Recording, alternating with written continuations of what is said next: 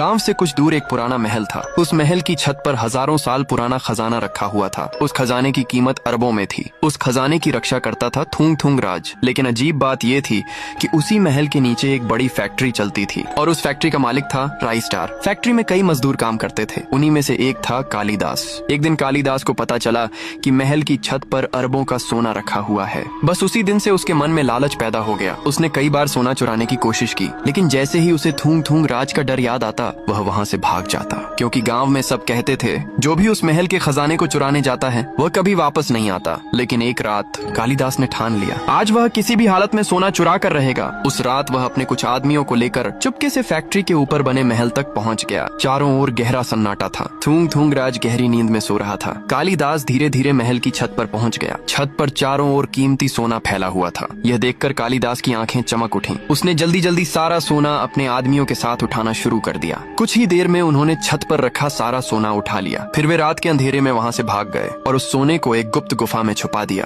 अगली सुबह जैसे ही थूंग थूंग राज की नींद खुली वह महल की छत पर गया, लेकिन वहाँ का नजारा देखकर वह हैरान रह गया। छत पर रखा सारा सोना गायब था। उसकी आंखें गुस्से से लाल हो गईं। वह जोर से गरजा, राई स्टार, मैं तुझे नहीं छोड़ूंगा। इधर राई स्टार को भी सोना चोरी होने की खबर मिल गई। वह भी हैरान था। उसे समझ नहीं आ रहा था कि इतनी बड़ी चोरी आखिर किसने की। उसी रात थूंग थूंग राज अपनी रहस्यमयी शक्ति से पिछली रात की सच्चाई देखने लगा। कुछ ही पल बाद उसे सच्चाई पता चल गई। उसने गुस्से से कहा, कालिदास, अब तू मुझसे नहीं बचेगा। अब आगे क्या होगा? क्या थूंग थूंग राज कालिदास को पकड़ पाएगा और क्या वह अपना अरबों का सोना वापस ले पाएगा? इस कहानी का पार्ट 2 जल्द आने वाला है।